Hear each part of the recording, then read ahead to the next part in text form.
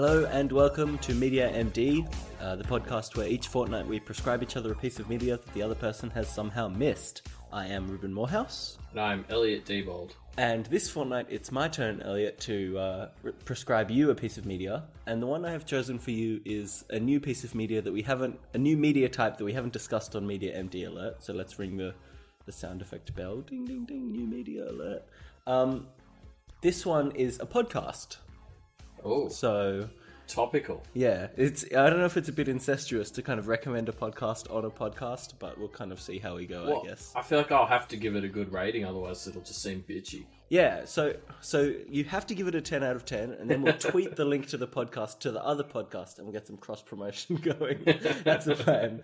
This is a very branding-focused episode. No, this is a podcast. I guess before I talk about it, I want to talk about the McElroy brothers. Have you heard of the McElroy brothers? No.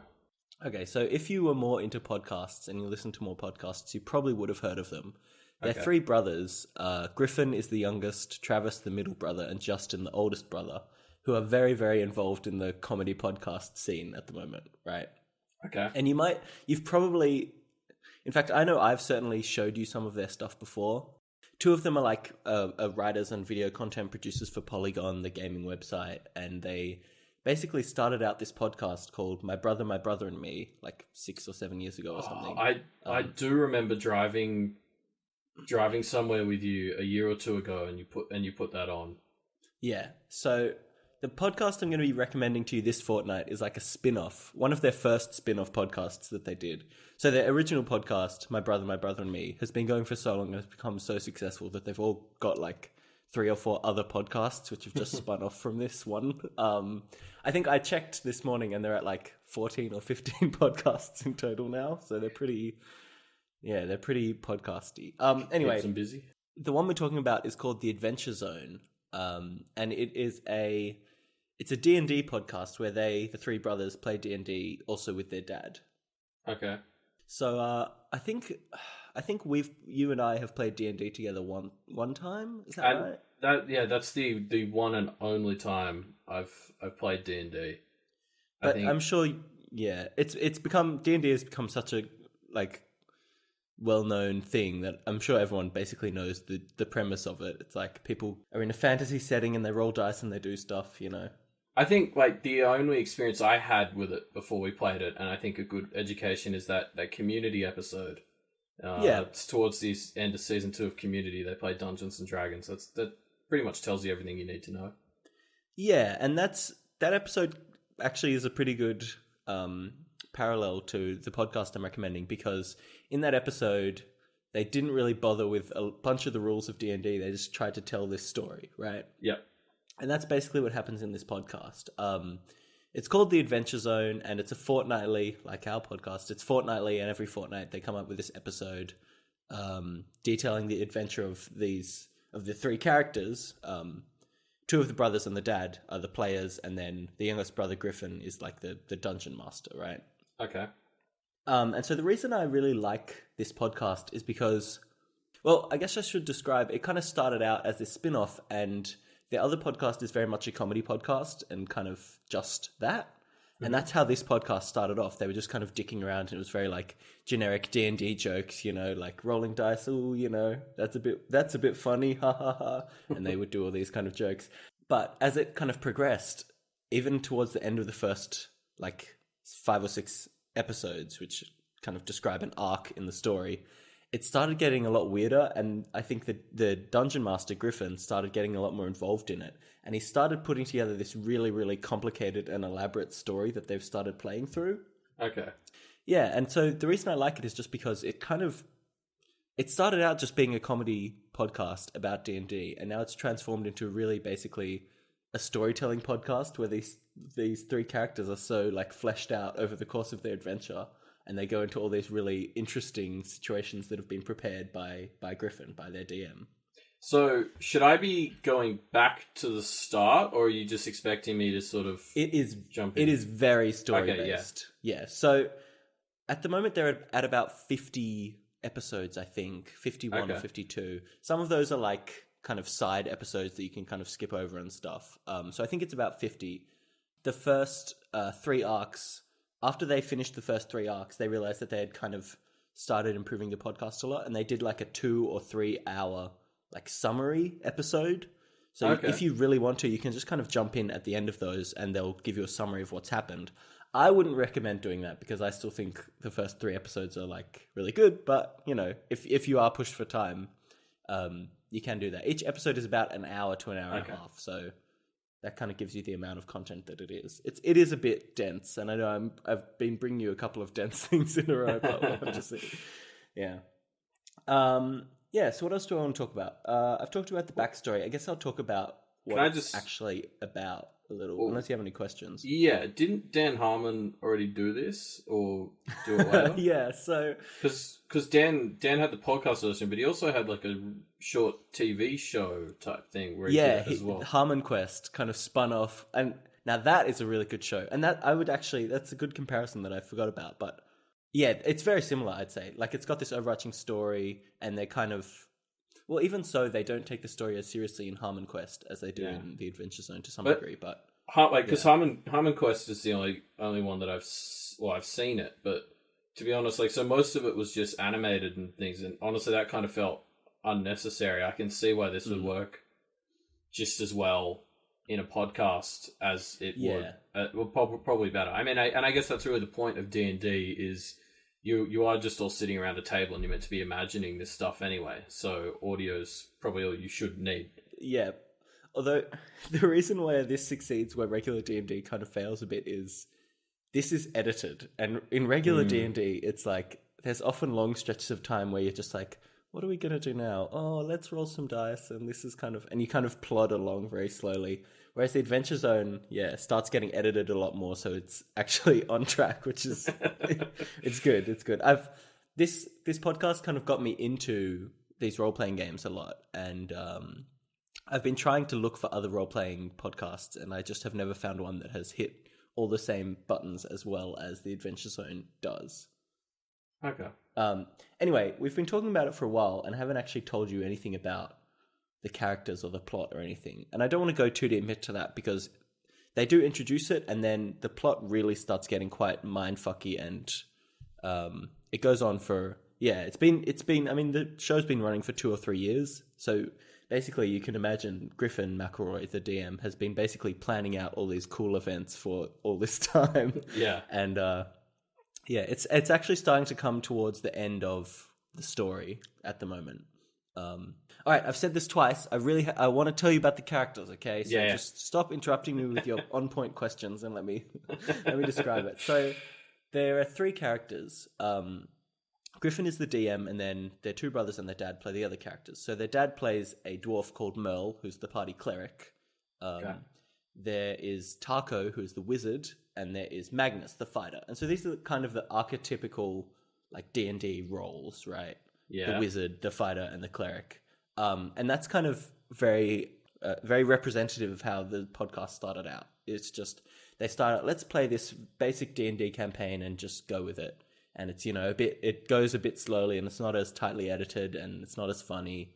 But then they really start investing in their characters a lot and it starts building into this world-spanning, bizarre, engaging story. And that's why I really like it, is because I feel like it's kind of similar to Worm in this way, where you start getting these characters really fleshed out and building this world, and it just kind of builds into this really engaging thing.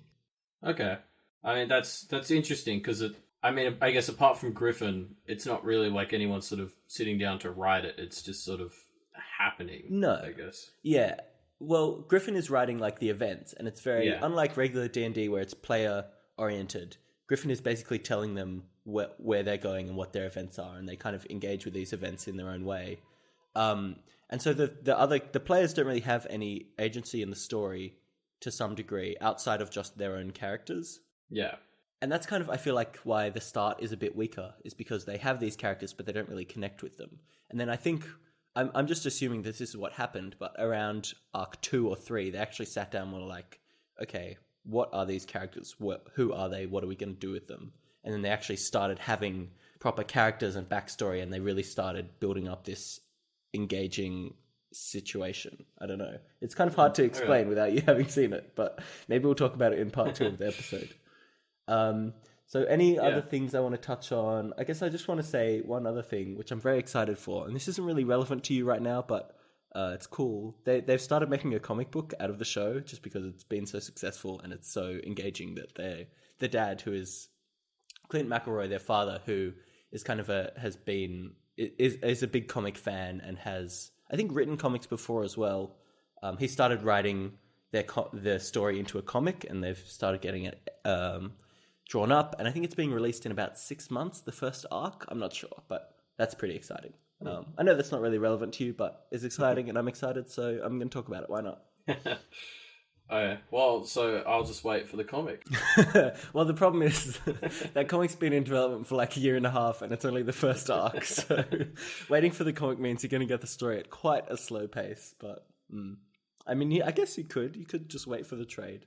But yeah, I feel like I can't really talk about it too much without you having actually experienced it a bit more. So yeah, I guess I'll just let you listen to it.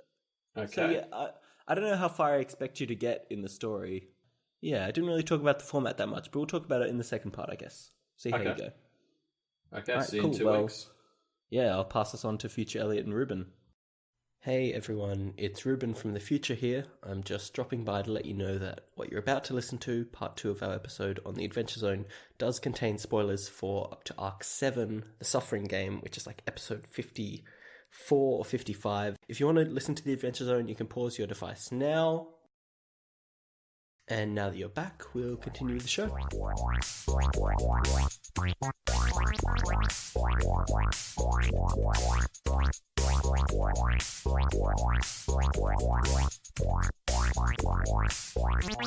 we are back 2 weeks later. Mm-hmm. All right, Elliot. So how'd you do? Yeah, I'll dive straight into it. I guess it's weird because normally at this point I'd try and do a plot synopsis or like a little summary of what it is, but there's not really more to say than what you sort of did in the first part. Like, it's guys playing Dungeons and Dragons. Like the plot in and of itself isn't really super relevant. It's more just the journey as the guys are going through it. Like, well, where did you get up to? So I'm halfway through the third arc, which is the battle car the racing. Pedals to the metal. Yeah. Okay, so battle wagons, not cars. Yes, so no cars in D&D, no, but there are wagons with engines. Sorry, well, Griffin made that mistake about 20 times, so I feel like I'm okay. I'm going to say, before we get emails and stuff, you're only up to Arc 3. Just trust that the plot does become quite relevant soon. I see that there is a plot, like there is an overarching plot, and I get all that, but I wouldn't say that, at least, where I'm up to, I wouldn't say that it's really part of what makes this great. Like, there's a plot, but yes, like the plot could be very different, and yet the podcast will still kind of pretty much be the same.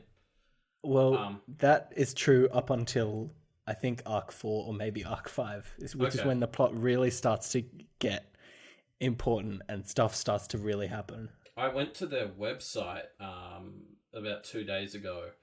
And interestingly, the sort of most recent post was this big entry by Griffin, the dungeon master, basically addressing criticisms in the current arc and explaining why he's doing what he does. And I don't know if you're up to date on it. Oh, really? really? Apparently, people don't enjoy what they're doing at the moment, which I thought was interesting. I really love the current arc. We should say, I'm just going to put it out there so that people know what arc I'm talking about, which is, it's called The Suffering Game. I think it's really good at the moment.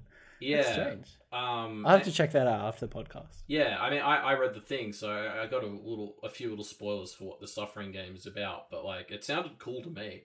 Like, okay, well, why didn't you tell me this before we recorded so I could check it out and then know what you were talking about? I mean, basically, people. So first off, he said people were criticizing that they weren't following the rules, but I mean, even myself barely knowing the Dungeons and Dragons rules, I can tell that they've pretty much been doing that since the start.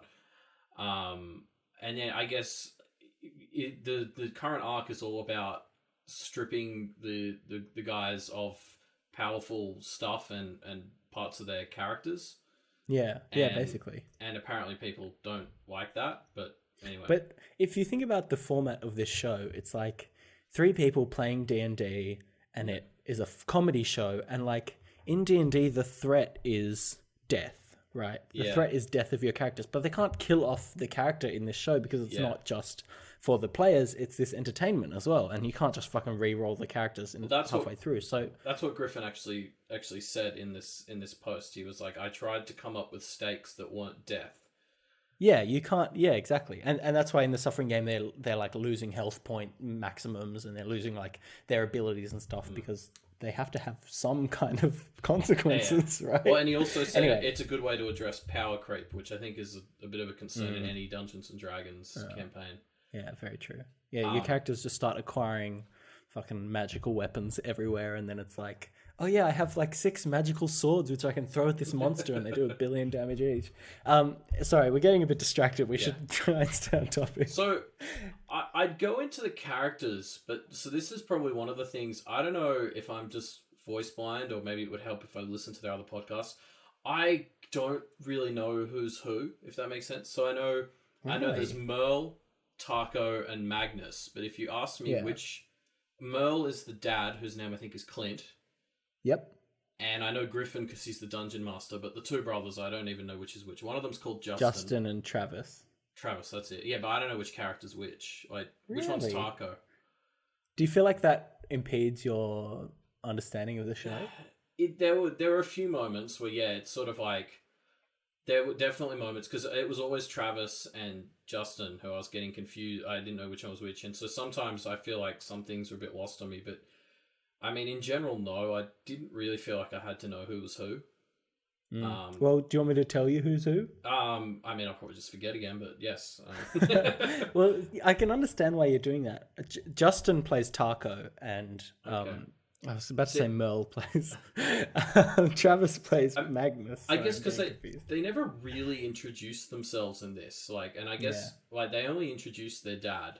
And also his voice stands out, whereas the 3 brothers do all have kind of similar voices, which you'd expect. Yeah, I guess it's because it is a spin-off, or at least it started as a spin-off of their other show, which is so much about them, right? Like it's their show. I guess they just expected that most people, and I guess towards the start, that's what happened. Most people just came on from Mabim Bam, their other show. Yeah, and I mean, part of it could have just been like me being an idiot, but like I know I often, that's always a possibility. But yeah, I like even now I'm 21 episodes in, and like I know everything about Taco, but I wouldn't be able to remember if it's a joke specifically about Justin or Travis. I don't really know how that maps to the characters. And I don't. Maybe I'm wrong, but I don't think that there's not a lot of in-jokes from... There are 1 or 2 specific references to My Brother and Me, their other podcast, but there's not that many in-jokes. Well, and they end up explaining it as well, because their dad doesn't good point. I guess podcasts. The dad ended up being the most relatable character because he didn't know what was going on with their other podcasts. Yeah.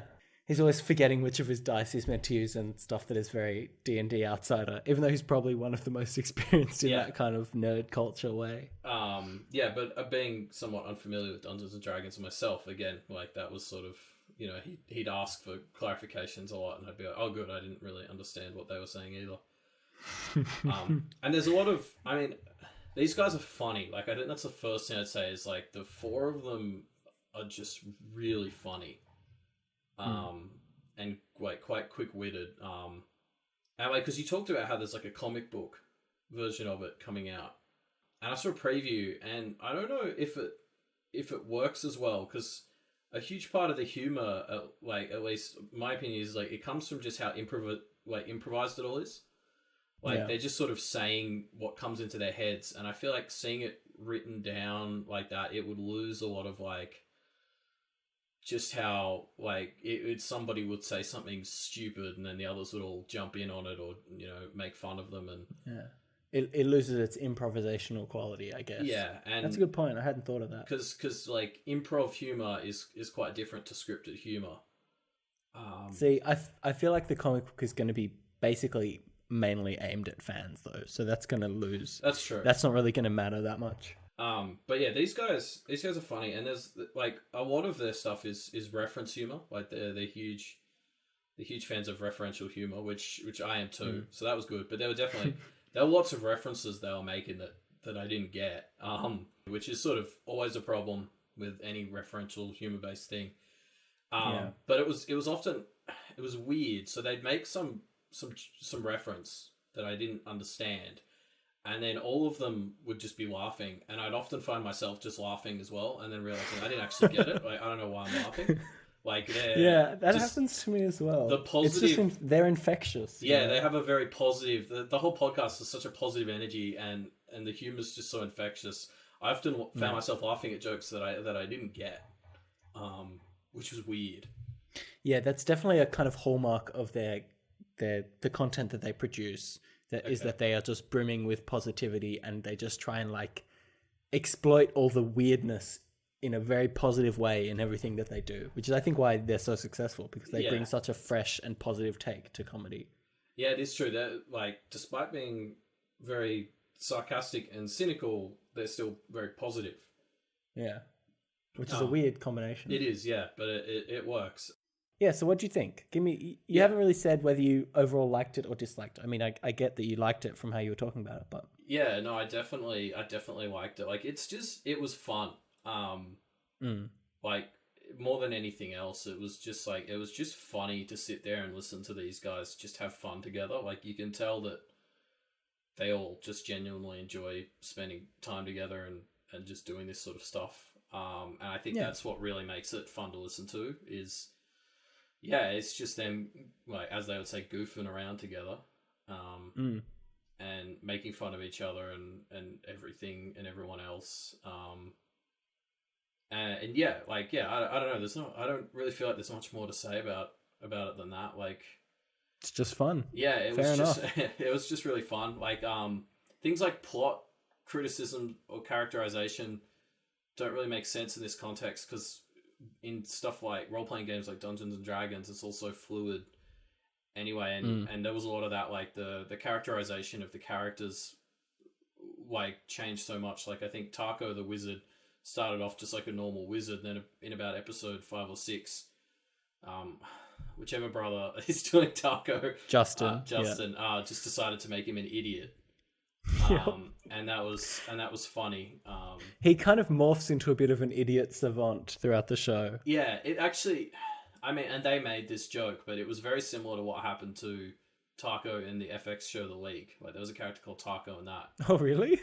Yeah. And they mentioned that connection once, but he had the same thing. He was a character in that show, and he got progressively dumber and dumber to the point in the show where it wasn't funny anymore because he was too dumb. They over-flanderized him. Yeah, they did, 100%. And I sort of started to feel like that was happening a bit with Taco in the podcast as well. But then, like, Justin sort of pivoted again and made him a bit smarter. So it's kind of nice that they have that ability to just play it as they want. Yeah. And the thing I like about something that's a bit smaller like this is they have a very strong engagement with their community. And I feel like in some circumstances that would lead them to pay too much attention to what the community wants and not follow what is their creative goals. But I feel like the three brothers and their dad are very good at listening and incorporating positive and negative responses into their show and trying to keep it engaging for the audience, which is, it's good. I really like it. That's true. And they were cool. I liked their audience engagement stuff. So, like, you could, if you tweeted about the show and stuff early on, they named characters after you and stuff like that. Yep. I thought stuff like that was cool. And then in between the sort of arcs, they go to Fantasy Costco, and people could submit items that would be available for purchase there. I thought those were cool ways of integrating the audience into it. But I mean, and it was funny listening to Griffin criticize. I think, they're like, some of the submissions they got the first time he did it was like, oh, this is the sort of awesomeness, and it does like 1 billion damage. Does 6 million damage to anyone. And Griffin's like, don't send crap like this. Like, you just wait. There's such a fucking good payoff for that stuff later on. Oh my god, I don't want to spoil it, but it's so amazing. Okay. So, I mean, I'll give it a number. Yeah. I mean, this is hard. I'll say like 8.5 out of 10. Yeah. Okay. That's. But fine. I mean, yeah. Like, I guess again, this is another one of those things where I feel like I'd probably know who the sort of people I'm going to recommend it to, and other people I just wouldn't. Yeah, fair enough. But I think already people who listen to podcasts are already a subset of people who, so it's already a bit of a niche recommendation. But when someone wants this niche, I feel like it's the best out there at what it does. So yeah, I mean, because technically this was my first podcast I've ever listened to. Ironically, I've been co-hosting one, but not actually listening to any. But yeah, like I quite enjoyed it. Like, and like I said, I went and listened to one of their other ones. I wouldn't be surprised if I have the time, I'll end up trying to do a few more. But yeah. All right, cool. I'm glad you enjoyed it. You just wait until the plot actually starts becoming important. Yeah. Well, I think more than anything else, this got me really craving to just play some role playing games. That's what I said in the prescription part, Yeah. man. This is what made me want to play D&D, and now I fucking play this game like 2 or 3 times a week, and it's killing my life. All because of this dumb podcast. All right, 8 out of 10. 8.5 out of 10. Yeah. Nice. Nailed it. All right, cool. And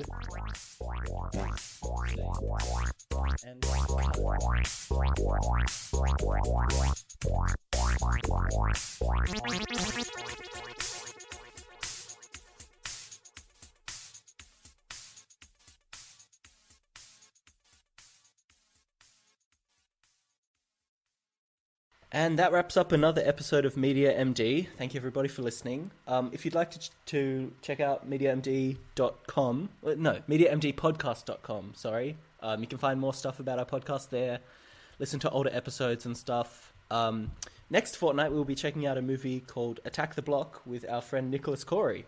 Hi, guys. Yeah, it's a science fiction film. I think you're going to enjoy it. Yeah. Well, if you want to check that out before next fortnight, or just meet us back here and we'll talk about it. All right. Awesome.